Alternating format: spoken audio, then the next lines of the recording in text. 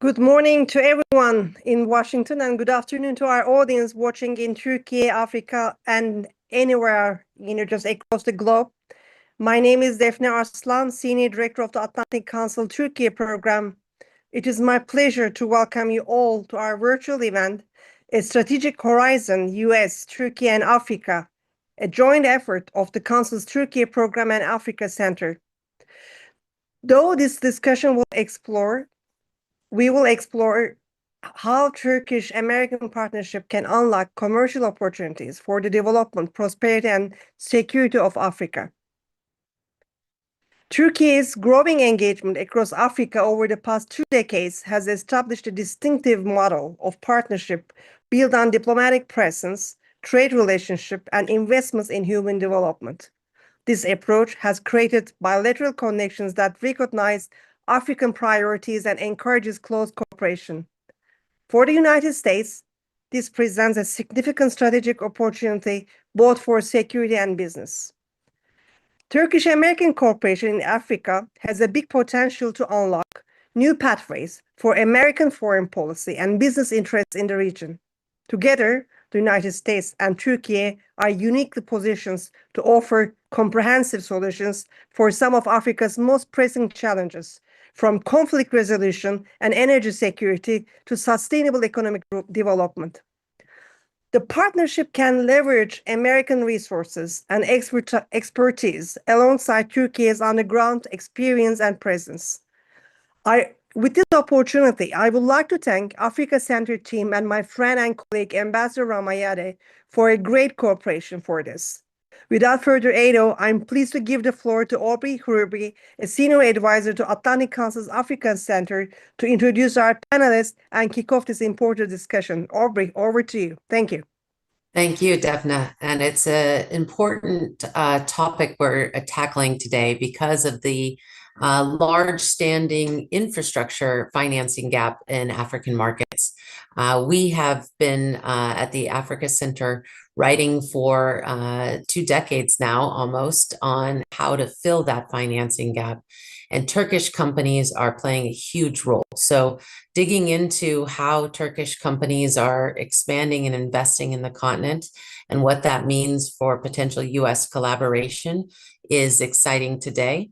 And I am joined on in this discussion by Ambassador Ramayad, who directs the Africa Center and has published a recent op-ed on this topic.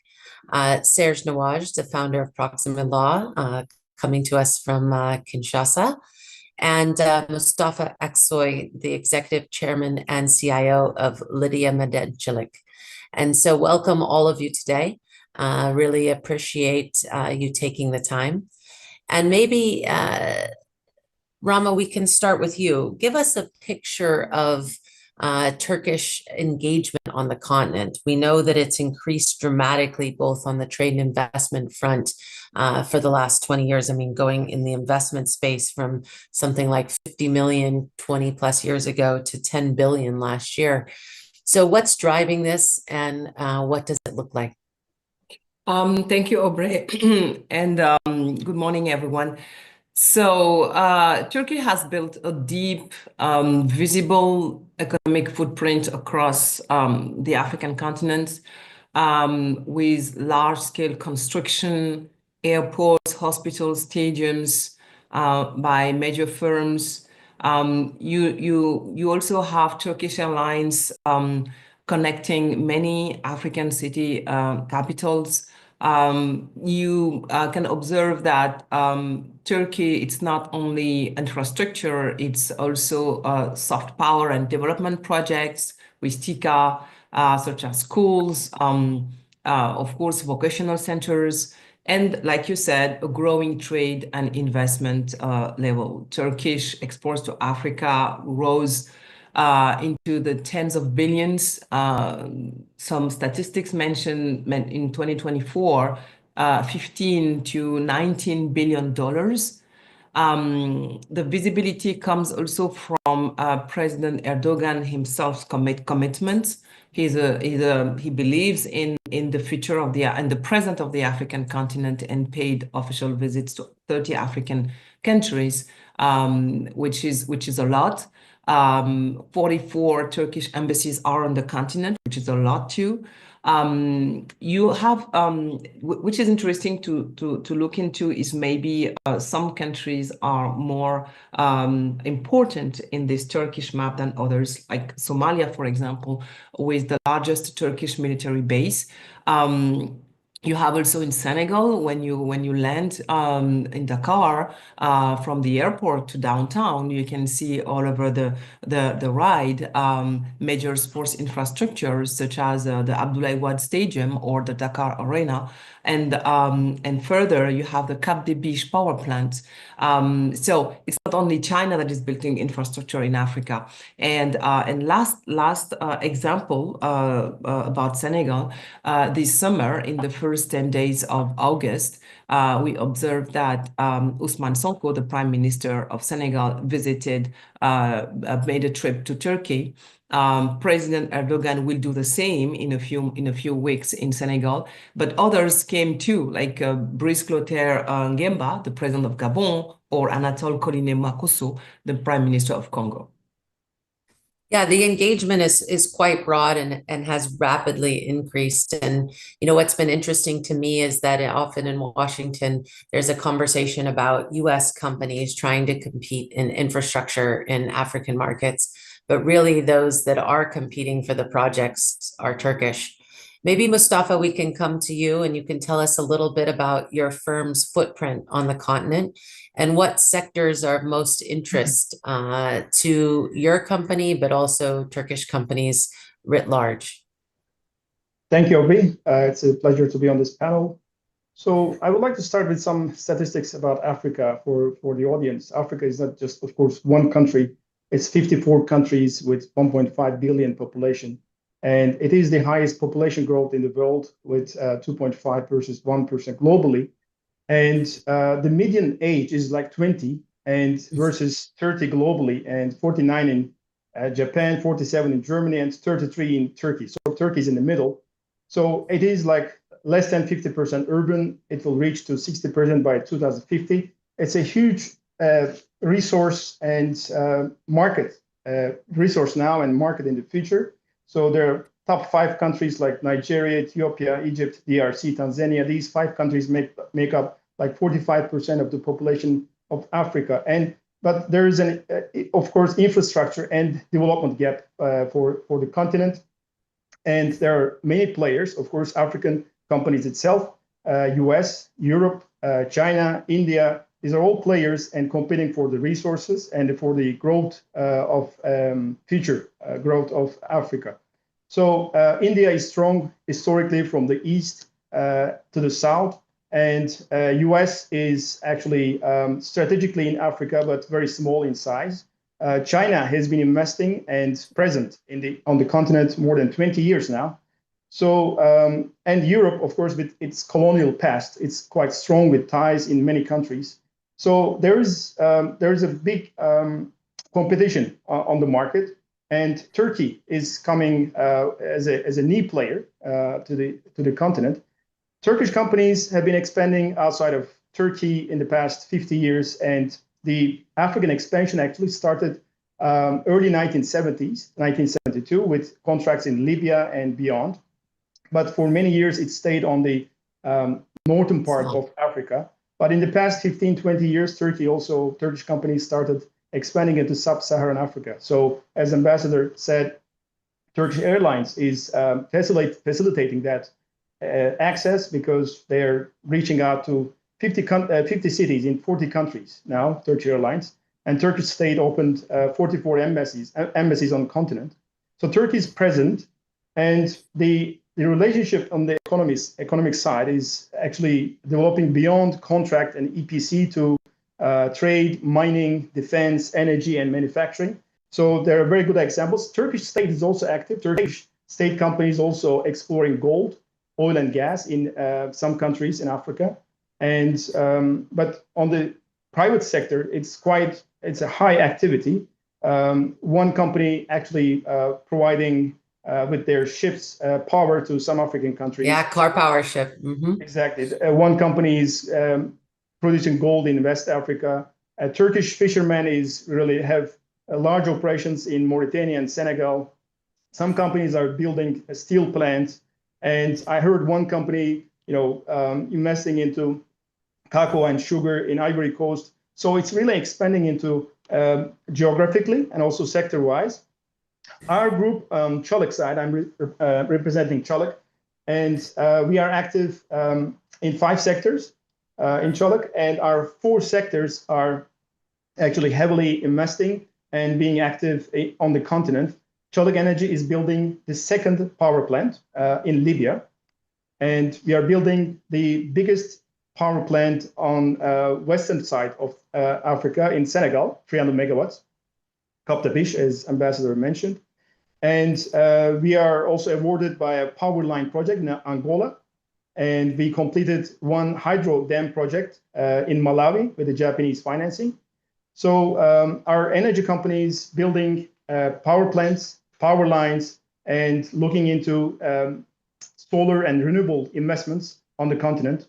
And our construction company is looking to build mines and mining infrastructure in many countries, especially in West Africa. Our mining company, I've been also managing this company 15 years now. We looked at opportunities in mining, in gold, in copper especially. We looked at West Africa, DRC, some other countries. We drilled, we explored, and we looked at investments, and we continuously looking at opportunities. And our bank, Active Bank, actually is the most active and connecting bank, Turkish bank in Turkey, in Africa. They have more than 400 correspondence relationships in more than 40 countries across continent, facilitating the trade between Turkey and Africa, and as well as trade between African countries. So a Turkish presence is special. That's what I view. And I also visited more than 15 countries on the continent. So Europeans are coming with a colonial past and all these historical ties. US is minimal in terms of presence on the ground. China is active in the past 20 years, but their presence is, in some countries at least, scrutinized. And India is active in some parts of the continent, but Turkey is coming with an economic agenda. So there is no background history in terms of colonial past. So there's some historical ties between some countries and Turkey. That's also becoming an advantage. So Turkey is coming with a special course to the continent. And a unique value proposition in terms of how to finance some of this critical infrastructure, right? It's not coming with the same debt structure because Turkish companies are financing it through a variety of platforms. I'm reminded of the partnership that Turkish Exim Bank has with AFC, for example. Yes. But you mentioned Japanese financing and diverse financing. So it doesn't come with the same structure that some of the Chinese projects do. You mentioned mining, and I want to bring Serge into the conversation because one of the major areas of interest here in Washington happen to be critical minerals. And there's a lot of desire to be involved in critical minerals supply chains that don't involve China. Yet US companies are not big miners. We have not been in the mining space in a very pronounced way for some time. So we need partners, and usually those partners are Canadian or Australian or British, but maybe there are Turkish partners, US companies and the US government can bring on. So Serge, any thoughts you have as you know the mining sector well in Africa and how Turkish companies are playing, what challenges they face, any unique value they bring? Definitely. Actually, thank you very much for having me on this exceptional panel. And I would like a little bit to come back on what has been said, because the key sectors we've been discussing. And then while I'm listening to everybody, I think that a few sectors which are key, Mustafa mentioned infrastructure and construction, manufacturing and industry, energy, natural resources. I will come back to natural resources, but also diplomatic and cultural presence. I would like to just come back on what Ambassador Iyad mentioned about the specific focus of Turkey on Somalia. I had a few years ago the chance to be in the delegation of the former president of Somalia, and then we went to Qatar. And we find out that actually the Qatari used to go there for many, many years as a vacation place, etc. And I also find out that Turkey and Qatar are in a very, very strong tide. And I discovered at the time that Somalia had huge reserves of copper, even mountains. Basically, you didn't even have to dig in, and the grade was very, and nobody talks about it because basically there's something which is key about what we're doing in Africa. So I will come back to the mining again, but I'll continue with the sectors that I find interesting and which I think is a base of our discussion today is also what I'll call defense and security. Now in the US, you call it war and security. So let's go to war and security. And there's definitely cooperations which can happen between the three, I'll say, stakeholders here in this discussion.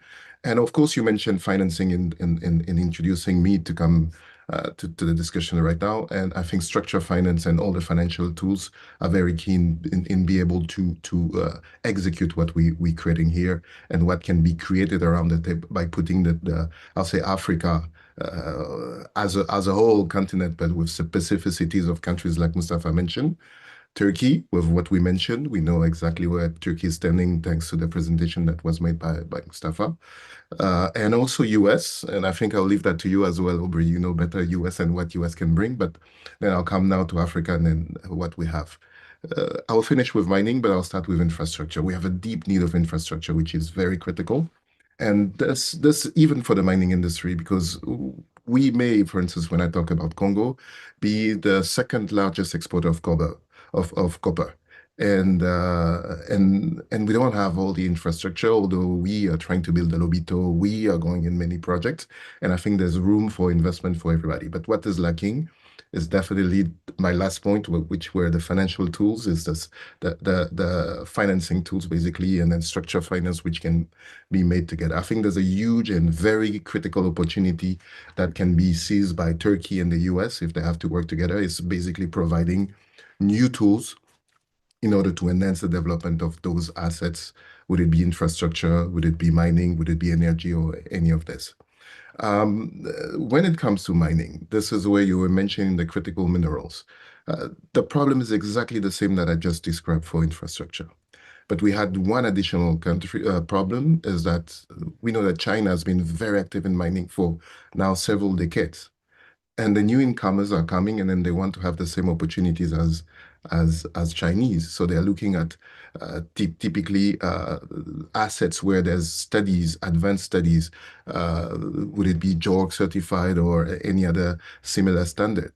Where in fact now when it comes to most of these you need to explore. It's good that there's cobalt, which is now coming in many places, especially for lithium. But in terms of exploration, now most of the opportunities that one would like to have in countries like DRC and many will be probably either brownfield, because we will have semi-industrial or artisanal, or greenfield, so which requires a lot of investment in capital and in capex and opex, which nobody is ready to take. And in fact, that's the biggest problem that African has. This should be the responsibility of African to be able to invest and then to raise funding. And then I'm coming again to the last tools, which is the financial tools, which is lacking sometimes, where we have high interest when it comes to local players in order to be able to invest in exploration. Usually banks and financial institutions are not funding any of the extractive, which is a little bit weird because we need energy, we need those minerals to go into the whole value chain, but nobody wants to fund the exploration. They rather fund the production, they run the operations, and then this is also a big problem. So finding solutions and to those critical issues will definitely help the agenda of the critical minerals of the US. And I'm quite sure that there will be a number of others as well. US is very far from Africa. Close and far at the same time, geographically far. We've just mentioned about Turkish Airlines, which is very close. And I think that Turkey as a player who has been in the industries which we just mentioned, manufacturing, construction, mining, they have a role to play. And I do believe that if they have a strong partnership with the US, bringing together the expertise of the Turkey, the technology of the US, no matter what we say, US still has the capacity either to develop new technologies or at least to have and implement those technologies. And then I think if we are able to bring that together, it's going to be at the benefit of Africa. But then we have, as African, and now I'm talking as an African, we have to play our own role to be able to be reliable, to be able to basically also not only, and also leverage on their experience. I want to talk about something which is a little bit touchy, and don't know how I will frame it. I will frame it because 90% of the investment that usually people are looking at in Africa, they first go into the political level. And the problem about the political level is that it changes. Even when we don't have elections, it changes. It is unstable. And usually they do not have the technicity. I'm not criticizing anybody, but I'm saying that they do not have the technicity usually to enter into strong partnership. And then this usually leads in this deceiving investors, because they are looking mainly on the relation that they will have, who have a minister, whoever, etc. So this is where we need to definitely leverage of what Turkey has been doing and leverage on the support that we can get from the government without working with necessarily with the government to basically implement what is typically business relations. Yeah, thank you for that, Serge. And on the kind of areas of collaboration, I think it's very unique that Turkish companies are able to mobilize quickly. Mustafa mentioned Active Bank. And I remember conversations I had with senior executives at Active Bank, and I made introductions for them in Nigeria on a Thursday. By the next Monday, they were in Lagos meeting with the other banks in Nigeria. That mobilization capacity is something US companies have been missing for a very long time.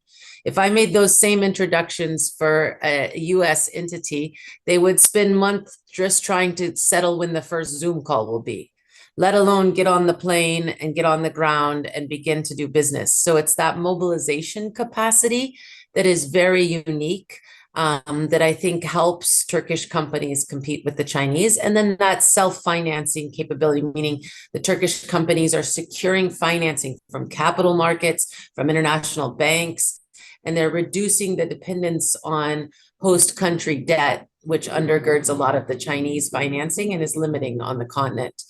Mustafa, I'd like to hear a little bit about the challenges that you think companies face when entering these new markets or when they're competing for projects, and how we can collectively work to overcome some of those challenges.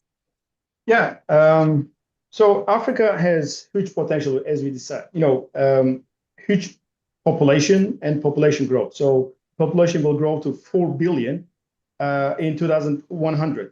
And there is the agriculture, water, minerals, oil and gas, and renewable potential in many countries in Africa. So the future will be bright for Africa if the setup is right in terms of financing, in terms of corporate governance, in terms of and infrastructure.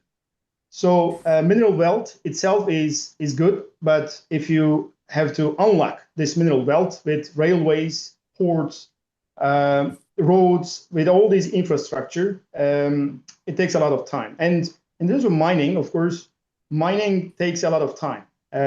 From if you have 1,000 gold license, one of them becomes a mine, and that timing is around 10 years.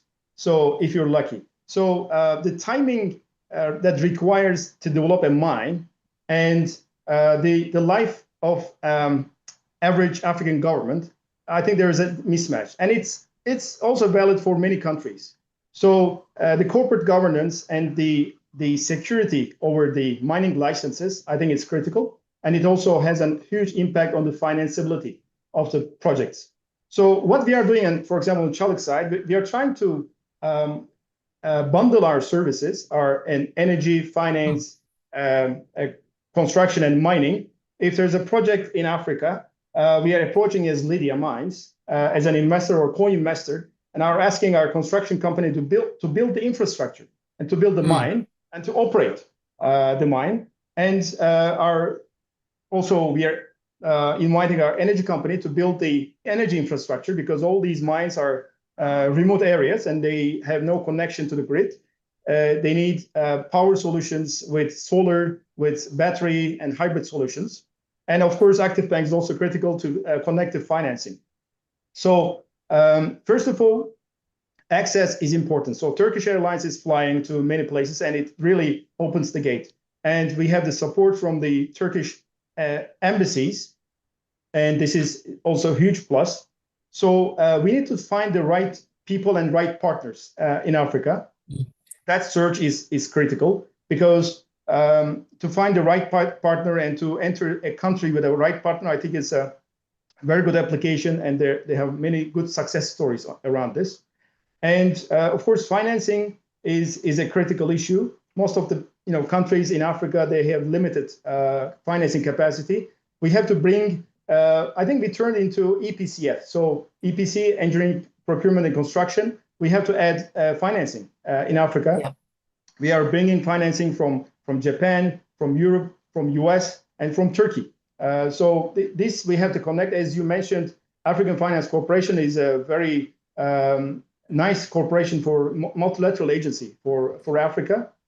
And Turkey has become the first country of member outside of the continent. So this was very meaningful. And our actual chairman is really helped with that progress because we got to know with African Finance Corporation in Senegal, and we have built a nice relationship, and we are looking for other investments and co-investments and financing with that company.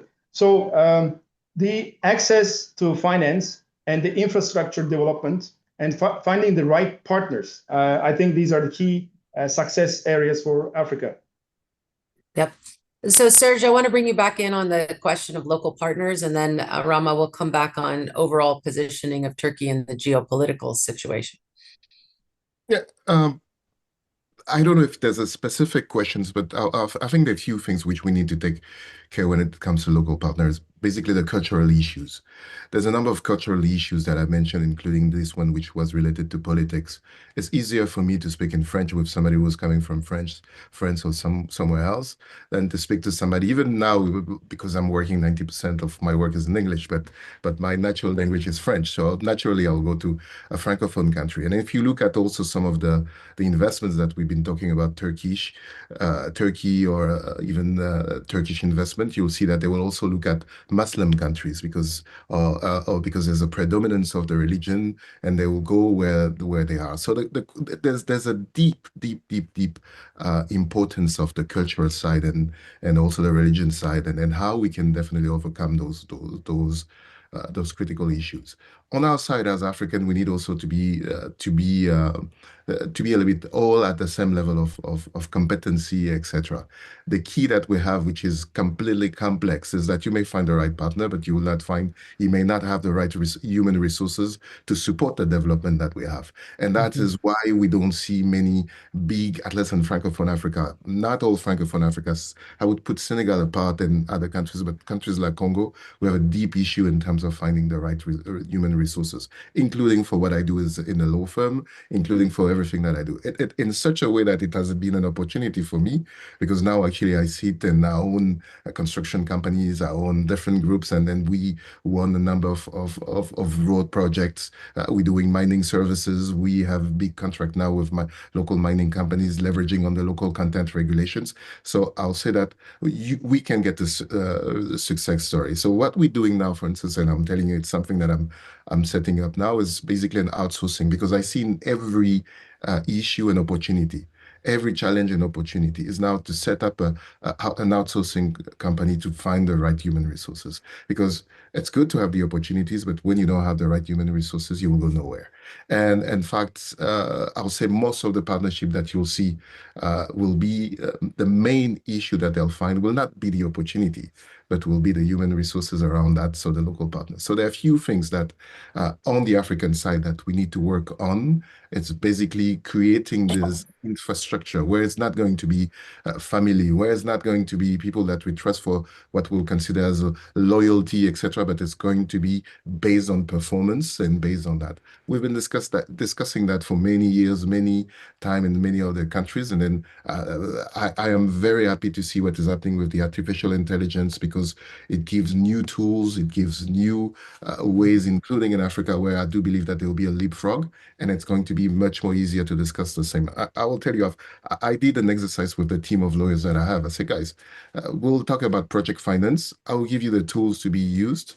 Use the open one, use those we have, and then we'll try to see if we can find a common, that if we understand each other's. And I found out that they could come with facility agreements, drafting different documents, which they couldn't do without using that, which were, at some point I was like, okay, they don't need me actually if they know how to use those tools.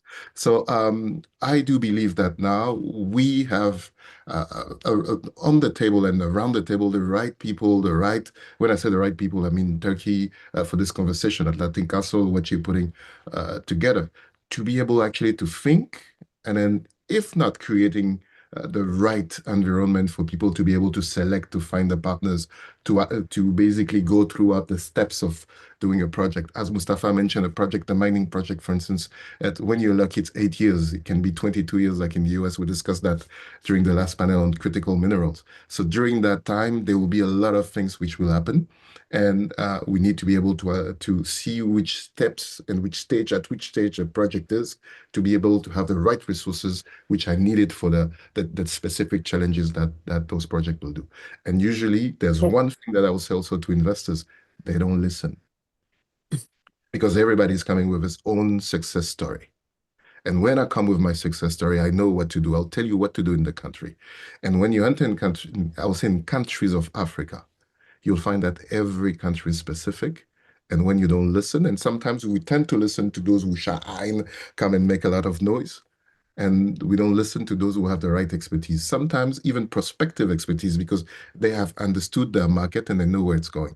And so patience and resilience, that's why I like about Africa. That's what we have. I'll say that, I can tell. We have resources. We don't control our resources, but we have resilience and patience. So this is where actually we can find a common ground, I'm sure, with many of these these countries. And of course, understanding the regulation.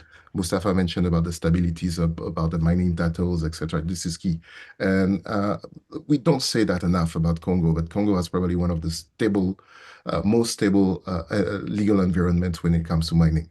And there are a few things, there are royalties, but in terms of rights and respect of the mining titles, I think Congo is quite good, including now. So despite all the political issues that we may have in the country, all the risk that people and then investors would sometimes point just to have the assets for almost nothing, it is a very stable legal framework for what it comes to Africa. So yeah, thank you for that, Serge. I mean, really what we've seen time and again, and it's not just Turkish companies that may struggle with local partners, it's any entrance in the market.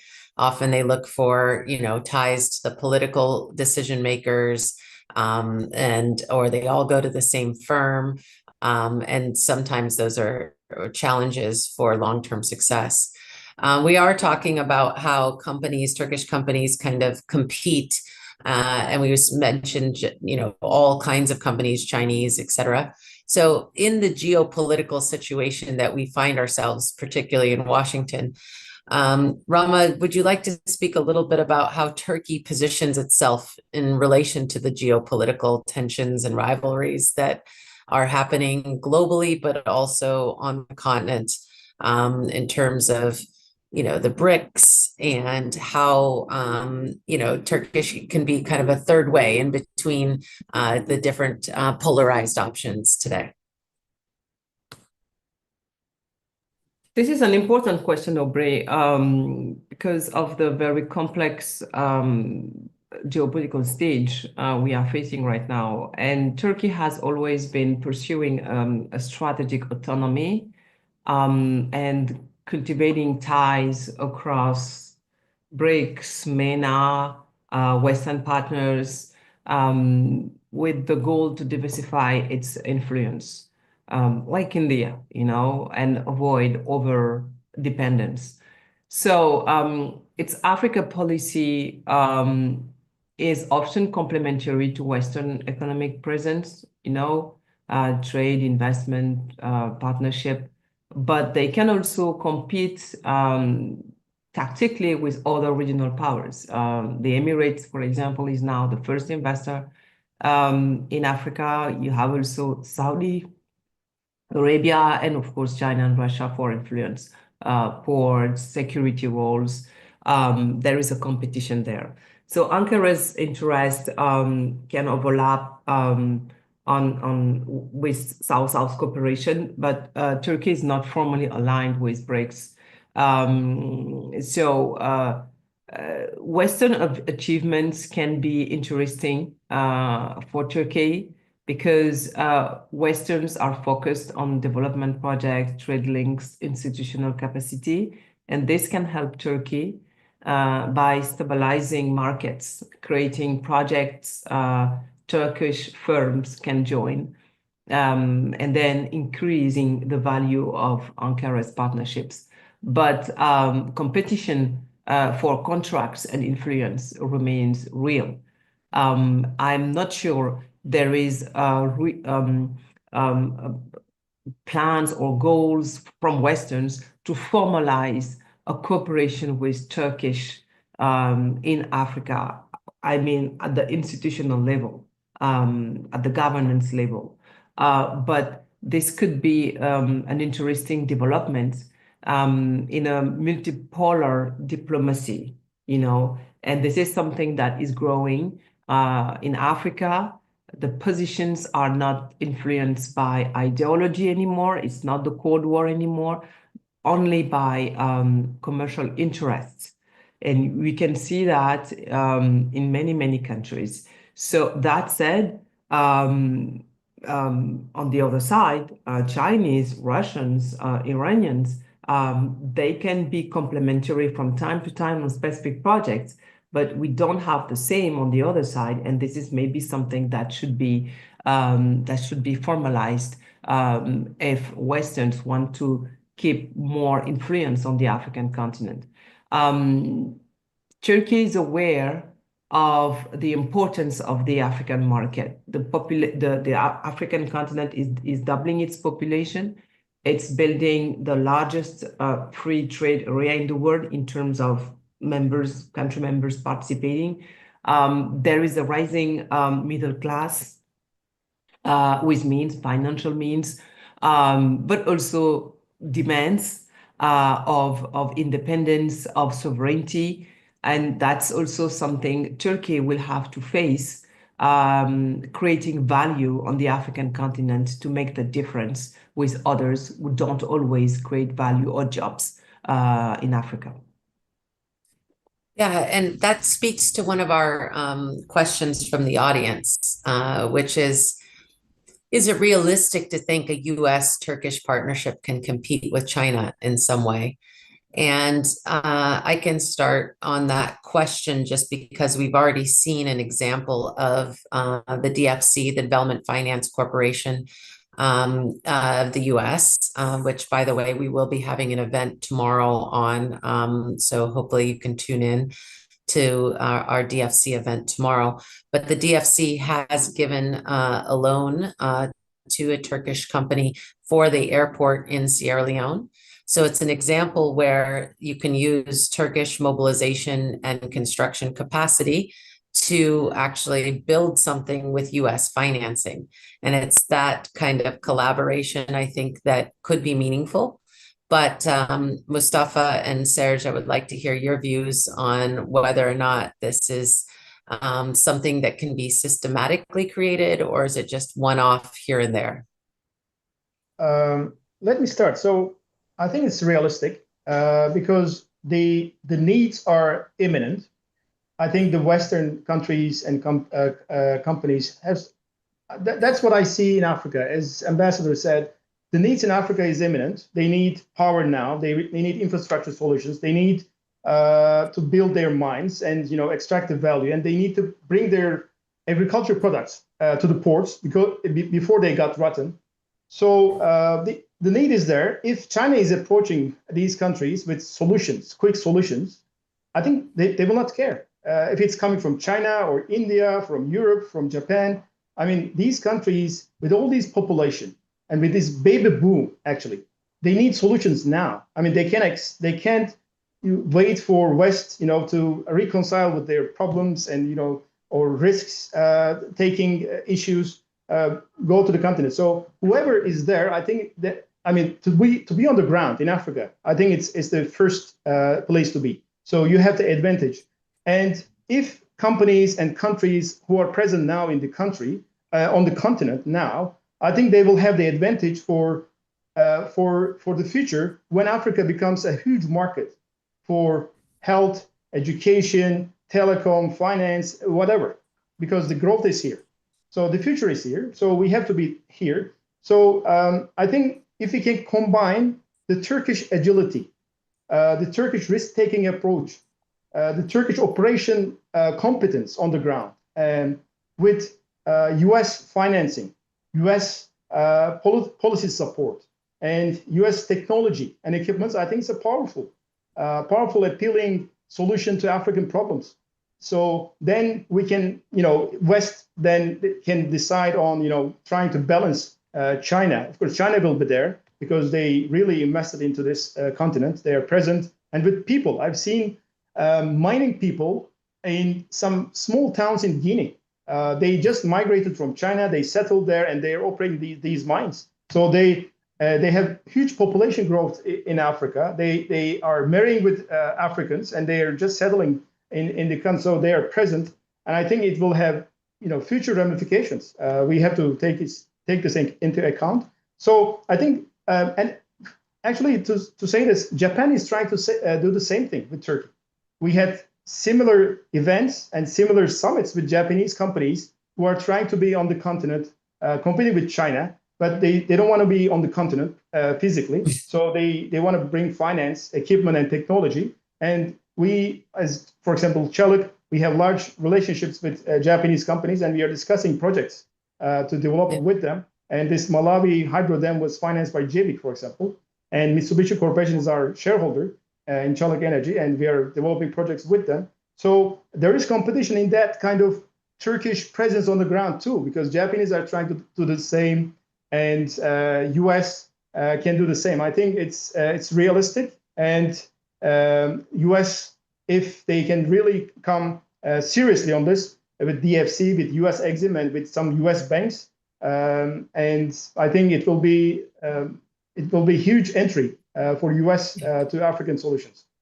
Yeah, Mustafa, I mean, one thing that you mentioned, and I can't emphasize enough, is that agility and mobilization capacity of Turkish companies, because I don't even see that in the UAE. So the UAE and others, they say, but they're not on the ground as fast, engaging as fast the way that the Turkish companies do. If you tell them about a meaningful opportunity, they're on a flight next week. And that is a very different situation than I see in other parts of the world. And certainly Japanese companies don't move that quickly, American companies. So it's the financing structures. And I wonder if there can be more structural cooperation like you have with AFC. So Turkish XM investing and becoming a partner of the Africa Finance Corporation, because AFC plays an important role in doing early project development and mining, say, Serge. So, I think that cooperation, and it comes back, Serge, to something you said earlier about the financing structure that's behind it. Serge, do you want to comment on whether it's realistic for them to compete in a meaningful, big way? Yeah, definitely. I'll tell you, I have one says that when it comes to myself, I consider that I have no competition. I'll say why. Because the main competition that I have is myself.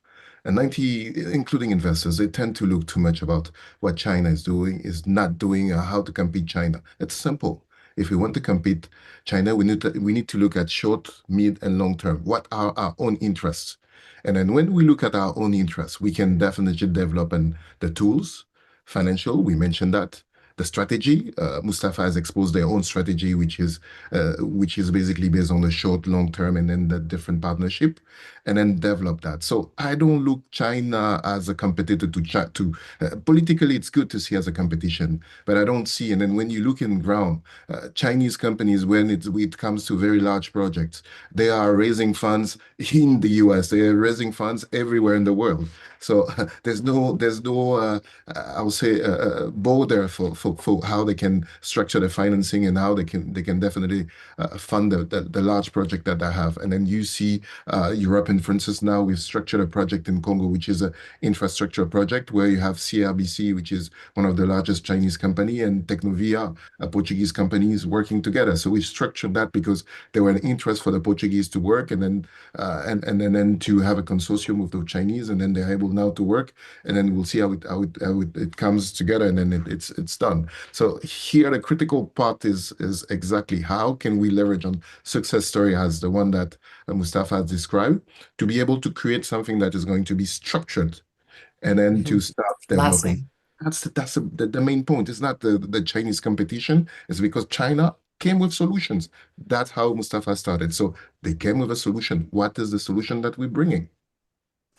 And Mustafa mentioned the solution, I think, that a company like Chalik has, which is that you can combine the energy solution with the infrastructure solution, with the mining opportunity, with the bank financing to be able to move. So that is an integrated solution. I just think it's a question of lasting structural financing vehicles. So, Serge, one question for you. In the Congo, let's say, for example, there are government entities that try to finance early stage greenfield studies and things like that. Do you think there could be structural cooperation with government entities that have the financing, and maybe Turkish entities like Turkish XM in the way that they've done with AFC? Definitely, and I like to be, how do you say that, tempered in my answers when it comes to Congo. And we have a good willing, the president has been pushing to get all these structures such as FOMIN and other to be helping development of mining entities. The issue, I think, is the one that we mentioned usually is related to the human resources, is how do we implement those programs and who are we funding? Is there a project where we can see any capacity of development, any, I would say that, interest in terms of future achievement when it comes to the players, but also when it comes to the quality of the project itself. So that's where actually we need on our side to address that. But if we have the people and then we continue as it is now in many of the sectors that we see in Congo, to put the right people around the table, I do believe that this is the way to go. It's not even a question because I know you, Aubrey, so I know you're asking a question for which you already have the answer. And the key, the answer is yes. And this is definitely the way to go. And the question is probably how and who. And then this type of discussion and panel is definitely meant to maybe put something in minds of our decision makers, but also on private people. I do personally believe that solutions are coming from entrepreneurs and from business people. I see very large group who have easy access to funding and financing and who have the capacity to structure should be a little bit more innovative in that, because it's also a matter of survival. Because if we look at short term, okay, they might have a good turnover, they might work in the countries that they are, but the more you go in Turkey, the more you go in the US, in developed countries, is mainly restructuring or doing amelioration to infrastructures. The real markets will be and are in Africa. So those will be the first incomers, and then will resist all the issues and somehow become African. Will be definitely able to reach what we're trying to address in this discussion. Yes. So I want to take a couple other questions from the audience. Mustafa, there's a question about whether Turkish companies take into account regional politics, such as like relations Turkey has with the UAE or Qatar or other Gulf nations, or, are maybe involvement in Libya. Are there kind of these other regional factors that influence Turkish companies' thinkings on which markets to go into? Thank you for the question. So I think the Gulf region is also interested in the past 15 years into Africa. mainly for some geopolitical reasons, but also some security of agriculture and resources. But of course, their capacity in terms of human resources is limited. So I think they rather, cooperate with Turkish companies, Indian companies, and maybe Chinese companies to be on the ground. They rather, be an investor or a co-investor into projects or financier, and they get some offtakes of agricultures and the other minerals. So I think that's the setup, and the relationship with Turkey and the Gulf region in terms of financing projects in Turkey in the region. I think it is also in the baby steps in terms of co-financing and co-investing into Africa. I think this can be mobilized also, but the Turkish presence, of course, I think Turkish companies, the market of Turkey is not enough for Turkish companies. So in the past 50 years, Turkish contractors built more than $500 billion of projects, EPC contracts in the region, Russia, Ukraine, Central Asia, Middle East, North Africa. So I think this is, this success story actually feeds itself, and the Turkish contractors and Turkish entrepreneurs, they have the mentality of we can, I can. So I think this helps to be on the ground, and I think this kind of approach is appealing for Africa, which really needs the solutions now. For Serge's country, DRC, with 110 million population, the country has 6 gigawatts of power plant capacity. So when you fly over Africa, it is at night, it's dark. So I think we have to start in Africa with power solutions, because power empowers everything else, and infrastructure solutions. And Turkey, I think it's a good play for Africa. So one other question for you. I mean, Turkish companies employ 100,000 Africans, from Senegal to Uganda, Niger to Rwanda. And what other areas of value addition are you doing on the ground in terms of, is there mineral processing some companies are doing? Obviously, investing in energy is value addition. You're giving power locally. But what other areas are you doing to, address workforce or some of the challenges that Serge mentioned? Yeah, I think Turkish companies and in that sense, our Çalık Group is also very experienced in terms of reconstruction of countries in Central Asia and other places, and the Balkans, in East Europe, other places. So I think the thing is, the approach of Turkish companies and Turkish people, they listen to African people. They listen to their needs and concerns. And I think there is the communication, I feel it's very close. So I think it's a good advantage for US to really use Turkish companies to enter Africa. So we have large vocational training programs for African people. So, and the main policy of Turkish companies in general, actually, we are trying to source locally as much as we can, because the logistics and bringing talents from Turkey to other places, I think it's costly. And especially in the past 2-3 years, the evaluation of Turkish lira, now it's, in terms of dollar terms, to bring Turkish people working on the ground in Africa, it's costly. So as much as we can, we are trying to employ from the locals and train them. And, these kind of long-term programs, long-term presence, I think it's really valuable for people. And I see that also in mining side. When you go to a mine site, and it's a socioeconomic transformation program, because you are investing for many years, and if you have a big mine, you are present there more than 50 years. And all these people from agriculture, from other places, they transition into vocational training, and they have a job, and they can really repeat that in other countries, in other projects. So, and we also support social development programs in education, in water resources, in women empowerment projects, and Çalık and our other Turkish colleagues, they have very good examples of these kind of development programs in their projects in the past 50 years. Thank you for that. And as we are getting to our end here, I think it's a kind of a positive note to end on.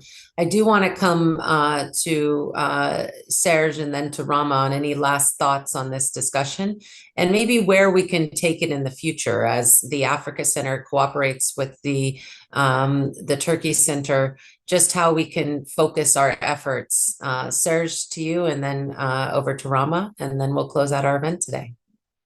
I think it's really important to have discussions with people like Mustafa and have the experience. I found out that people usually who are working and achieving are usually quiet and then they don't communicate too much.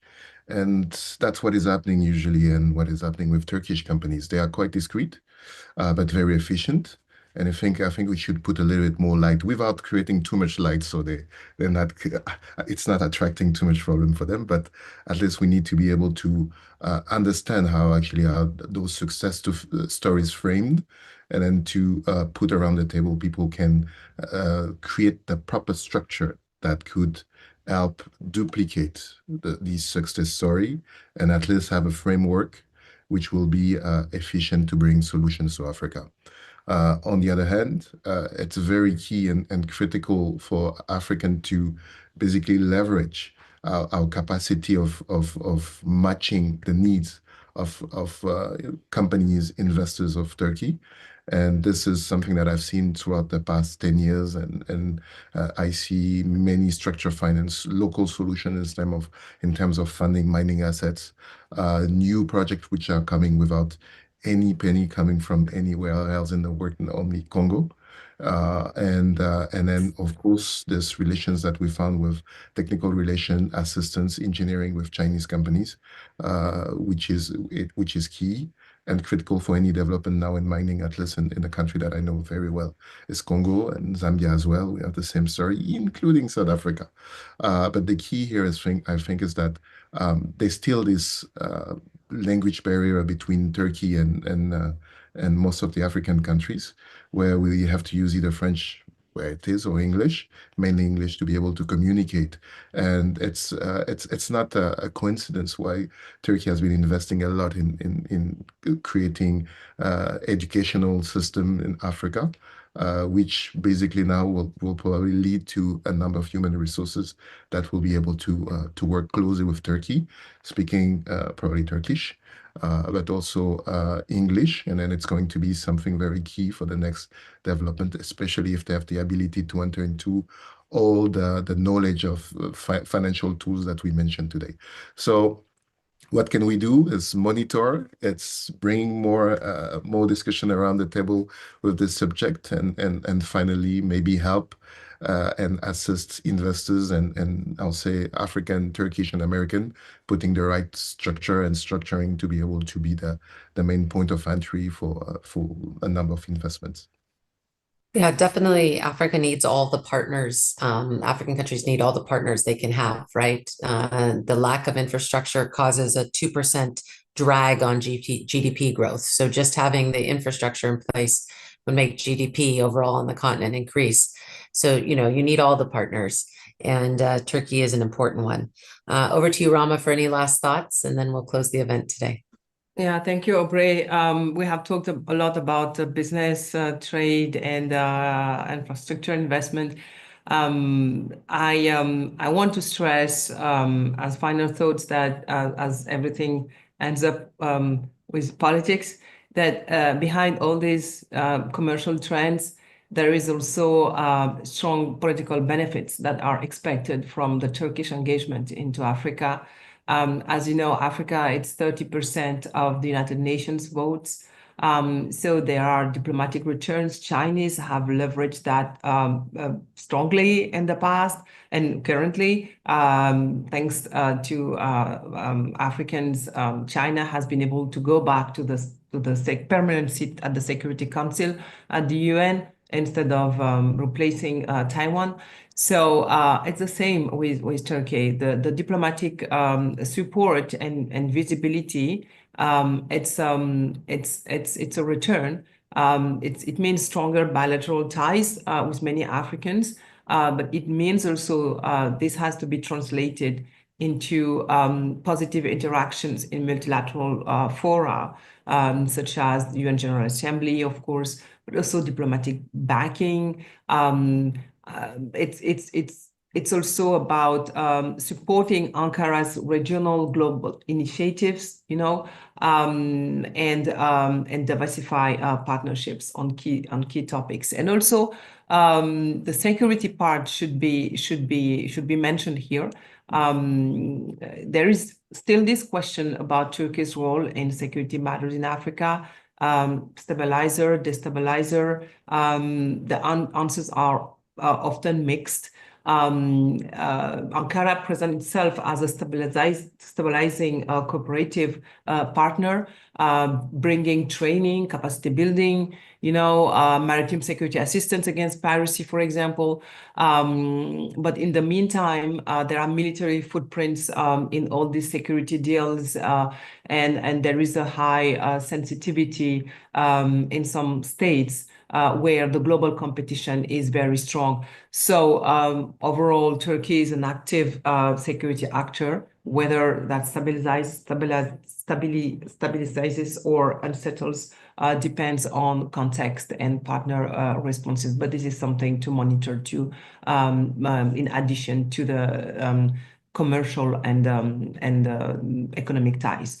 So I think this conversation should continue, because there's a lot to say about Turkey-Africa relations, and this intersection between security and business that is really key, and that's what we hope to do at the Africa Center in the next months, with the support of the sister programs such as the Turkish program and others at the Atlantic Council.